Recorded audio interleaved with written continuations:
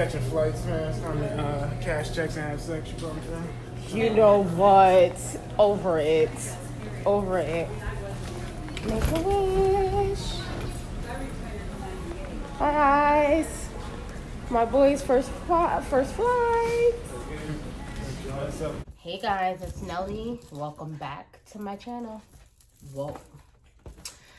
Thank you for tuning in today. We are going to speak about Make-A-Wish and Elijah and what his wishes were and where we actually went for his Make-A-Wish. Elijah, as if you don't know already, Elijah was diagnosed at the age of 17 with osteosarcoma, and he became a participant for Make-A-Wish. And we spent months and months going over what he wanted to do for his wish. He wanted to meet the Giants, go to an actual football game, and kind of meet them all one by one. That was one wish. Second wish was to drive a Ferrari. He just has this thing with foreign cars and just speeding. That's just one of his things. That was his second wish. And then the third wish was to possibly go on a vacation. And so he had, a lot of time to just sit back and think about how he wanted to proceed with things. We weren't sure how we were going to make the wish happen with trying to meet the Giants players because, that would have been just a short-lived wish versus something that he really, truly, genuinely wanted to do. And so we didn't really know how to incorporate, getting him to one of the Giants games and kind of just making it a big thing for him. You know what I mean? We struggled with trying to figure that out. So then we figured, okay, maybe we can try to incorporate going down for a week to New Jersey, meeting the team, going to a game, and then maybe try to incorporate trying to drive a Ferrari within that wish. Unfortunately, that couldn't be accommodated, which is, understandable. And so we went with his last wish, which was to go on a vacation.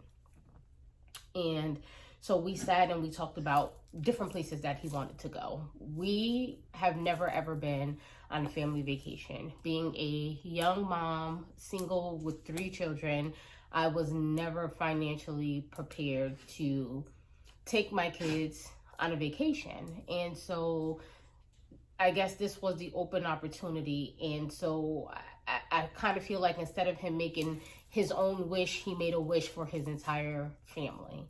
And for that, I am always and forever grateful that he decided to do that. There were so many other things that he could have possibly done. And I get, we are in a townhome. So, I guess maybe if we would have had our own home per se, like maybe he would have turned his room into a gaming room. Like that I know for sure that's something that he would have wanted to do. He loves gaming. One of his wishes had we had our own home. So he kind of just pushed that to the side, like I said, and just kind of wanted to go for a vacation. And so we didn't know how everything was going to fall out because, Isaiah was somewhere else at the time, and it was important for Isaiah to be a part of his wish, and Make-A-Wish made it all happen for all of us. And I can't even express how grateful I am for everything that they did for us. They accommodated everything for us, and it was awesome. But before I get into, up until the day that we actually did go on vacation, I just kind of wanted to go over some things that we encountered prior to us going on our vacation. So, like I said, it took months for us to get everything finalized, and it took months for us to have his wish granted. And so he wanted to actually be away for his birthday, his 19th birthday. So that was also a part of his wish, was if he was going to go on a family vacation, he wanted to be away for his 19th birthday. And so that was awesome. And so this started all of maybe September of the year that he was diagnosed, which he was still 17 at the time. And so it didn't take until the following year for him to have his wish granted, which was fine. And so as we got closer to the vacation, we did some scans and found out that Ilijah had more tumors in his lungs that had accumulated. And at that point, it was a concern. It was a concern for everybody. And so we had to make the decision as to whether we wanted to do a big surgery before us going on vacation or not do it. And the surgery would have consisted of them removing a chamber of his lungs in order to try to kind of get all of those lesions out. And it would have been very intense. Henceforth, he wouldn't have been able to catch a flight. That would have been a risk for him. And so we opted to not do the surgery before vacation. And then even, after vacation, we sat down and we really thought about that, and we decided that we didn't want to do that. So he still has, lesions in his lungs. Nonetheless, so we get ready for our vacation, and Izzy was here, and so imagine my excitement as a mother that I have all of my kids together, and we are finally taking a family vacation. So now this is exciting because this is their first time catching a plane. They've never been on a plane before. Tati's been on a plane when she was all of 2 years old, so she didn't really remember any of that. So technically this is her first time flying, technically speaking. And so it was awesome. It was amazing, and it felt great that we were all going as a family on this vacation. Nonetheless, he chose to go to Atlantis in the Bahamas. Wow. And so, we got all of the details together. We sat with our wish granters, which was Melissa and Dorothy. And I want to take this opportunity to say thank you guys so much for everything that you guys have done for us. We really appreciate all the time that you took to sit with us and go through everything with us. And really was the interaction and the personal, feel that you've provided to us. And I just really wanted to say thank you. They revealed his wish at his favorite place to go out to eat, which is Buffalo Wild Wings.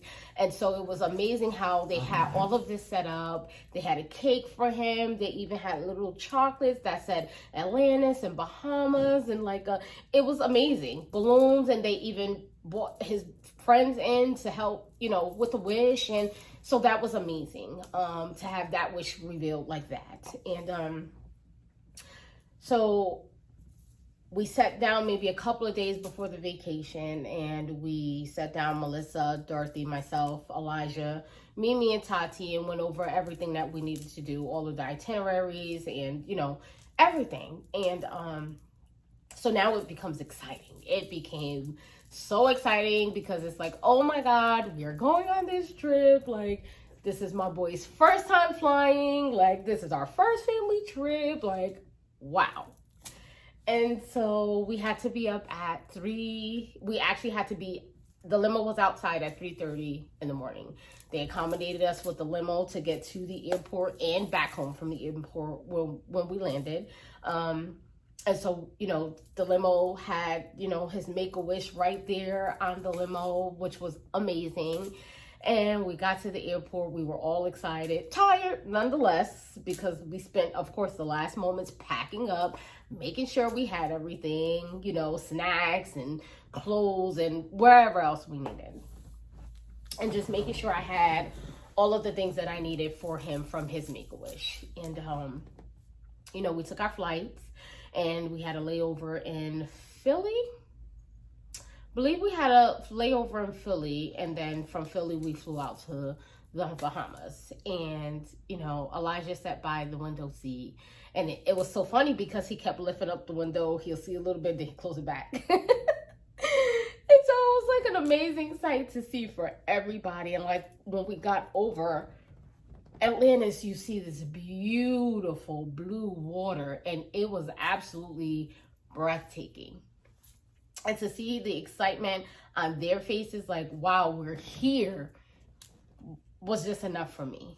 And so once we landed, when I tell you, it was absolutely beautiful. I've never seen anything like this in my life. Of course, on TV, yes. But for me to physically be here in the flesh, like, wow. And it was all thanks to Ilijah and Make-A-Wish. And so we landed, we checked into the hotel, and, we went out and we did some sightseeing, had a great time. But, Elijah was experiencing some back pains when we were on vacation. And we tried to get him some medicine in hopes that that would help the pain subside, but it really didn't do much for him. And so a lot of the trip, Ilijah unfortunately was in the bed because he couldn't get up. Like, he could sit up for just a certain period of time, and then then he got to the point where he couldn't stand anymore. And he can stand up, for a certain period of time and walk for a little bit, but he was really like unbalanced, really uncomfortable. And so for a long duration of, the trip, like I said, he stayed in the bed. And for me, I felt really bad. He wasn't really able to enjoy his vacation like I wanted him to enjoy his vacation. Like, he didn't go on any of the rides with us. He didn't get to be in a pool with us. Like, he literally was in the bed majority of the time. And I felt horrible. And there was not much that any of us could do because the pain meds that they had him on just wasn't helping. And I kept apologizing to him, like, I'm just so sorry that you're not feeling well, or that you're in so much pain. Like, I feel so bad, you're not even enjoying this trip. Like, it's your vacation, this is your wish, and you're not even enjoying it. And he said to me, Mom, I'm okay. I am having the time of my life. Why? The view from our rooms was absolutely amazing and breathtaking. And just the scenery alone was just like so self-soothing. And I guess for him, that was all that really mattered, that and, come here, baby, come here, come say hi. That and the fact that he was able to do the interaction with the dolphins on his actual 19th birthday. And I think for me, that's what I was more worried about, whether he was actually going to be able to enjoy himself and really, be able to just go to the adventure within itself. And he made it. We made it. And that was just like a priceless moment for all of us to be able to do the interaction with the dolphin. And it was unfortunate because, we wanted to do rides and stuff like that with him. But right after the interaction with the dolphin, he just was like, Mom, I can't. My back is like killing me. I just want to go to the room and lay down. And so that's what he had to do. And again, I felt really bad. Like, this is a vacation that you should be enjoying. It's because of you that we're on this vacation, and you can't even enjoy yourself. And so I felt really bad. And, he was able to join in some things that we did, go out to dinner or, breakfast. But then after that, that was it. It was like, it's okay, sweet. It's okay. And get down. Come on. It's okay. Yeah. And so it was a little bit rough, it was a little bit rough for all of us to see. But we got through it. We had an amazing vacation. He had a really good time, well, as much as he possibly could. And, for that, I was thankful. For that, I was grateful. The plane ride back home wasn't as good for him because he had to sit for a long period of time. And so, we had layovers. And so by the time we got to one airport, he was just kind of like done. Excuse me. And then when we got back home, he, was complaining about his legs. His leg was bothering him. He was just like, Mom, my legs feel really funny. And I'm just like, why? Like, he's like, I don't know. Maybe it's the plane. That was his first time taking a flight. I really don't know how anybody, will feel or whatever. So I just was like, okay, well, we'll keep an eye on it and see what happens, you know. But like I said, his back was still bothering him at this point. So, you know, I really didn't think much of his legs. And I think for all of us, we kind of knew what it was, or I think we tried to rationalize what it could be or the possibilities, but I don't think that we wanted to come to the realization that it was what it was. And so after maybe 2 or 3 days of him not feeling good, of, you know, him, now I'm watching him literally stumble up the stairs, like he could barely stand up. And so now it's, you know, it's getting worse. And now he's at the point where he can't really feel his legs. And so now we came home on a Monday. And so now we're on a Wednesday. And on that Wednesday, I had to call his clinic and say, what do we do now? Like, he's at the point of like, his legs are feeling numb and tingly, and I'm unsure as to what it is that I need to do. And so, you know, they directed me to just come into the clinic the next day and admit him so that they can, you know, do the MRIs and see what was going on. And so a friend of his was able to take him there because I had to go to work. And so I met him there at the clinic, and they admitted him in the hospital. And you know, we sat at the hospital and got the MRI results. And, you know, like I said, and I always say this, you know, no one can say how it's going to feel when it's confirmed. You can try to rationalize in your head how you're going to feel, how you're going to take it, what it's going to be. But it's nothing like when somebody says, yes, this is what it is. And so when she said that this is what it is, the only thing I could do was just get up and walk out of the room, because I was losing it. And I did not want to see me lose it. And so I had to just walk out and just kind of compose myself, like, get it together. This is what it is. This is what it's going to be. It's not going to change. Bring it down. And I went back inside of the room after I was able to calm myself down. And, you know, the doctor sat down and she talked with us, made us laugh, you know. And so, you know, we were trying to figure out what the next step was. And this was the Wednesday before his senior ball, which we are going to talk about. And, you know, when she left out of the room, I think he was just so consumed with everything. And he was over it. And out of all of this time that he's been dealing with what he's been dealing with, that was the first time that I've actually seen him break down. And I was grateful for that breakdown because, you know, he's just never done it before. And so to see him become at a vulnerable state was mind-easing for me, because now he was able to let out what he was feeling.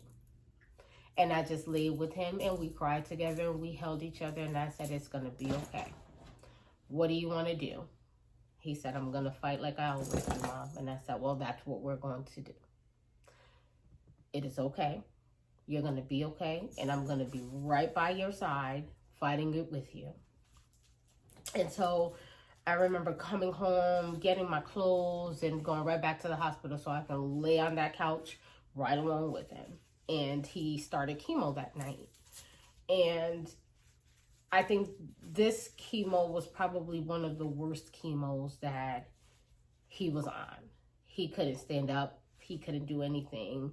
And let alone, he couldn't stand up mainly because of, you know, his legs not feeling, he couldn't feel this, like there was numbness and tingling in his legs, sensations in his legs and, you know, his back. And so, you know, when you have that mixed with chemo, you know, your body is just done. It's worn out. And he just had no type of momentum, like no type of energy, anything, not even to stand up and go to the bathroom.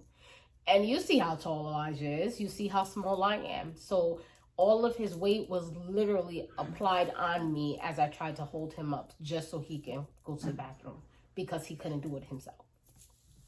And when I went through those moments with him, it gave me a sense of bonding. And I never wanted to be so strong for my kid than I wanted to be at that moment. And it was a sense of gratitude because he trusted me enough to know that I had his back. And I knew that this was going to be a long road ahead. And, you know, we were in it together. We're always in it together, you know, but this was one that was just really going to hit the fan. And so I'm just trying to figure out how we're going to make his senior ball happen. Like, but let me give you a little background as to why I was so passionate about his senior ball. For months, I have been begging him to go to his senior ball. And he kept saying, Mom, I don't want to go. He's never been the type of person that like to go out to dances and stuff like that. He's just never been that person. And he just kept saying, Mom, I don't want to go. Like, no, I don't want to go. And then finally, he wanted to go. Someone asked him to go. And I guess like she was like, you know, on him about it. And he was just like, okay, I'm going to go. And I was so grateful for that because I wanted my pictures. I wanted to see my son dressed up. Like, I wanted to be right there like, yes, babe, you looking great. You know, like, that's our moment. As parents, that is our moment. Like, this is your senior year. This is your last year in high school. Like, go all out. You know what I mean? And so the fact that he said yes, that made it all more special for me. So when all of this went down, like immediately right after his vacation that he could not enjoy, there was just something inside of me that was just like, I just wasn't going to take that. I didn't want to hear that. I didn't want to, you know, acknowledge that. And so now my mommy brain went on full force mode and I'm like, what can I do? How do I get this done? How do I do this? And I'm like, what do we do? And so the life specialist of Upstate Golisano Children's Hospital happened to be inside of the room speaking with us at the moment. And she's like, well, senior ball, like, tell me what's going on. And I'm talking to her and I'm like, yeah, you know, he didn't want to go. Now he wants to go, but he can't go. Like, I want to know what it is that we can do to make it happen. Is there anything that we can do to bring it here? Can we get a couple of his friends? And she's like, yes. And so she was on it. I've never seen anybody so committed to their job and more than willing to do anything and everything possible to help make what I wanted for my son to come true. Y'all, she went to the store. She bought decorations. She gave me gift cards so that I can get food to eat for his little gathering. She wanted to know how many people were coming so that they can ensure that everyone had a parking space and that all they had to do was go up one floor in the elevator and they were already there. No walking all throughout the hospital. When I say very accommodating, I really do mean very accommodating. And his guidance counselor, Miss Heffron, came up to the hospital. Katie came up to the hospital. Miss Lasher came up to the hospital. And we all brainstormed together. And thank you, ladies, so much because I honestly don't know how I would have pulled this off without you guys. When I tell you I have the biggest support system here, they were all, what do we do? What do you need us to do? You don't have to do anything. Let us know what we need to do and we got it. My heart was filled because I've never seen people so attentive and so more than willing to go out of their way for someone else. And they jumped on it. One person went and picked up the food for me, call it in, I'm going to pick it up on my way. You don't have to worry about going to get anything. The other person, you need me to get chips, soda, whatever. The other person, let's get a cake, let's do this. Everybody was so hands-on. And I couldn't appreciate it more. Miss Collins, thank you. Another person, you need coffee every day. She would send me a text message. Do you need coffee today? Do you need anything? Does Elijah need anything? Thank you. From the bottom of my heart, because I don't know if you guys really understand how much I really do appreciate you and everything that you've done for us and do for us. And, you know, it was just so amazing to see everybody come together. And so once Beth, talked to me and she told me about the hall that we can have and how many people could fit in the hall, I started sending text messages. Yep, I sent text messages to his best friends, Ryan and Caleb.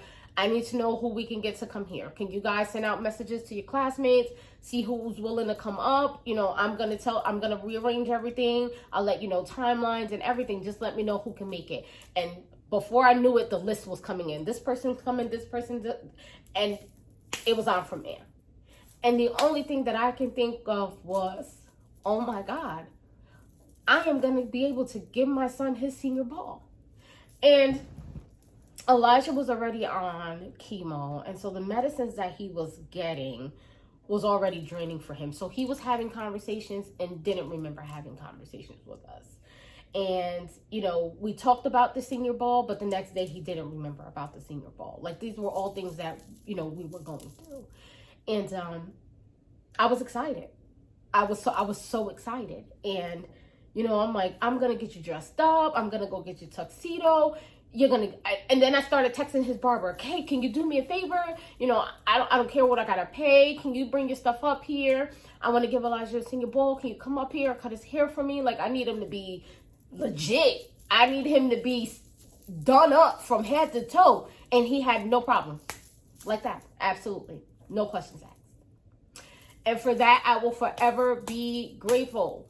Thank you, Ben. Thank you, Will. Thank you so much for coming up to the hospital to lay him out. Thank you. And so it was on, y'all. Now it's Saturday and I'm amped. But I had 0 sleep. I had to get him together. And, you know, having to get him in the shower and, you know, do everything for him. And, you know, I wasn't able to get myself together, which was fine. I wasn't worried about me, but I did want to take pictures with him and, you know, be a part of his day. But I didn't care. As long as I had him together from top to bottom, it didn't even matter. And so we got him together. We got his tuxedo. We got him dressed up. We got everything going. His haircut was popping. Like, so we got him all ready. Now people are starting to come in and, you know, they're finding, you know, got their parking spots together. Everybody's all dressed up. And I don't know if I wasn't expecting for people to come dressed up. I don't know what I was expecting.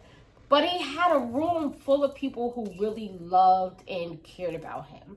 And there was everything from teachers to parents to kids. Like, the overwhelming response that we had just from his teammates alone was amazing. And I couldn't have asked for a better time for him, for his classmates. Like, it was just awesome.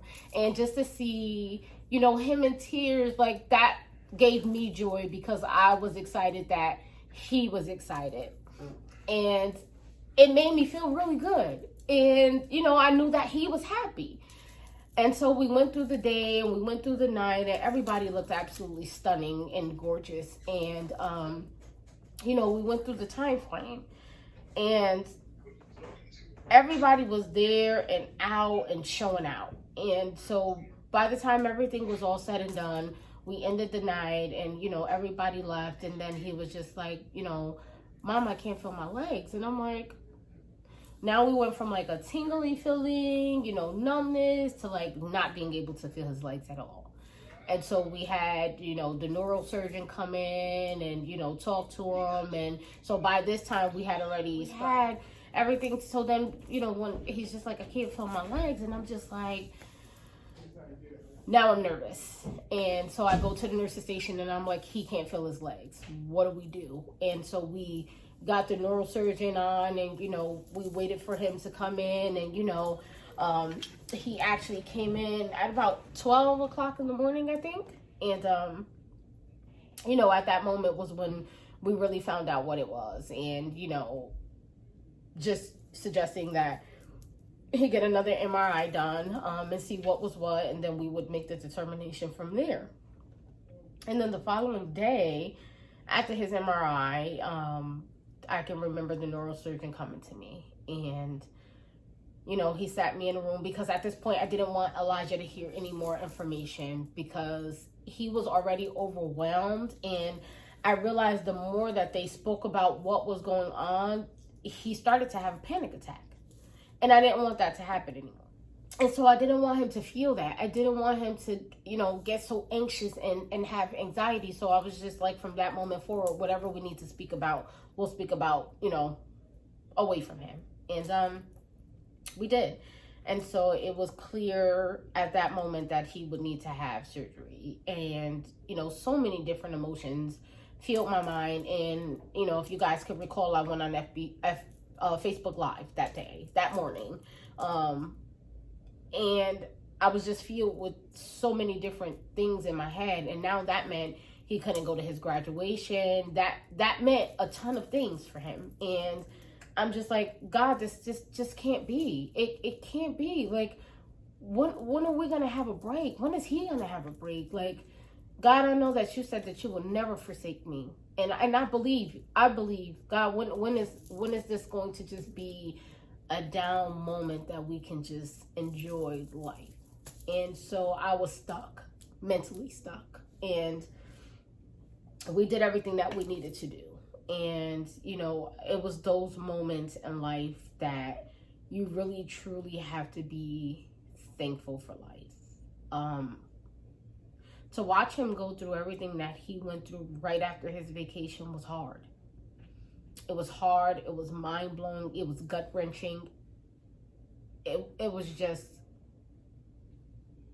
I can never really fully explain mentally what I went through. So if I can't explain what I went through, I can't even imagine what my child went through. And, but, it was just so good to have so many people in our corner, especially during those times, and the love and the prayers that you guys continuously give us is very much appreciated, and needed. And, it was just so much to see. But in any event, I just kind of wanted to walk you guys up until the point of the senior ball. Like, I could have never asked for a better day in life. And it was amazing. And it was more amazing to watch him walk across that stage to get his diploma.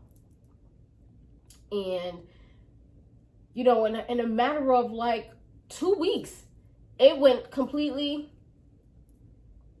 down. And I just was like, what is going on?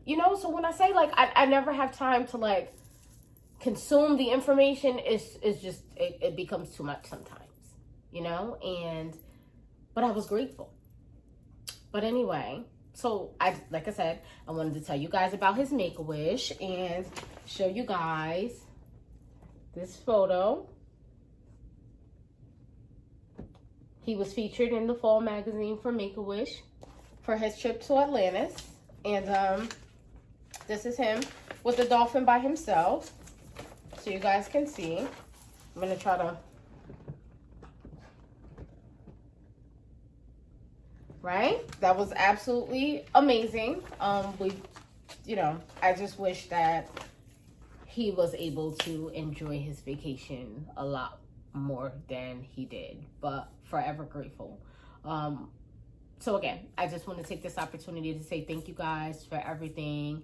Thank you, everyone, all of the teachers, guidance counselor, friends, family. Thank you all for everything that you have done and continuously do for us. It is greatly appreciated in every way.